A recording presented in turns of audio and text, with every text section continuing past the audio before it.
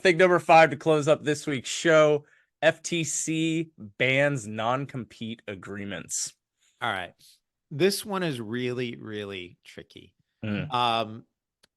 As of a week ago, non-compete agreements were legal and regularly used. So imagine for a minute that, you're, say, a technology worker, and you get an offer from a technology company and they say, okay, look, we would love to hire you and we're going to pay you a high salary, but the information that we're going to have to provide you in order for you to do your job is sensitive. It's proprietary. We really don't want this information in the hands of competitors because that could cause a huge business problem for us. So here's what we're going to ask you to do. We're going to ask you to sign this piece of paper that says, in exchange for us giving you a signing bonus or paying you or bringing you on, that, if you leave our employ for any reason, you can't work for a competing company for typically 6 months or a year. They can vary in length. And that's a pretty normal, non-crazy thing. The problem is a lot of companies abuse those, and they use these non-compete agreements in a way that makes it impossible for employees to have a career if they leave. And I know, for instance, there's one hedge fund in my industry that did something like that. They located themselves in a place where there really wasn't anything else. There were no other hedge funds, and they locked people up. And, they paid them well, but basically if these people didn't like working there and wanted to leave, they couldn't get another job for a year or two. And it basically was a career ender. And so these non-compete agreements can be abusive. And so the FTC has announced a decision to prohibit non-compete clauses. And, there will definitely be legal challenges.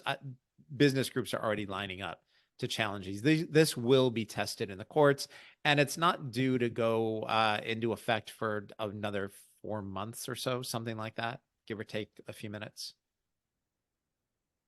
Yeah, it seems like this one just extremely broad stroke, right?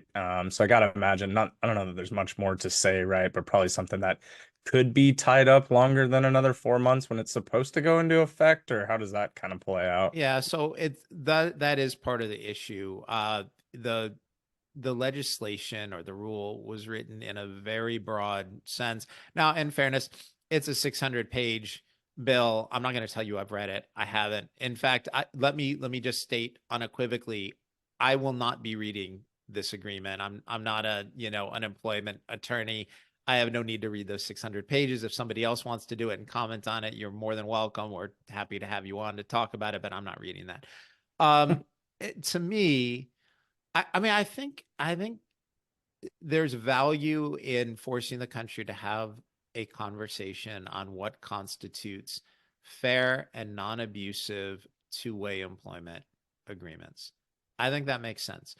One of the biggest problems that we're going to have with this is, how is the FTC going to handle situations where there are contracts that are already existing? And so, for example, if the FTC, the Federal Trade Commission, if they ban all of these agreements, what happens to the companies that have said, hey, Rob, we hired you, we gave you access to sensitive internal information, we paid you based on all of this, so we've lived up to our part of this and taken the risk of giving you sensitive proprietary information, and now all of a sudden the government invalidates that contract and tells you could, like, if you're working at Boeing, you can go work for Airbus tomorrow.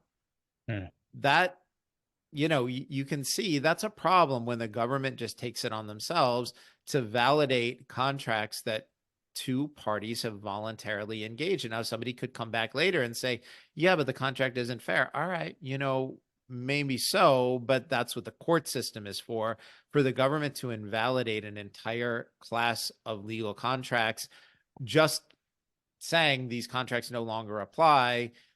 That's going to be a problem. And, people entered into these contracts and lived up to them with the assumption that they would mean something. The FTC is being a little broad here. This is definitely going to be challenged in the court system. Interesting stuff. Gary, thanks so much again for this week's 5 things.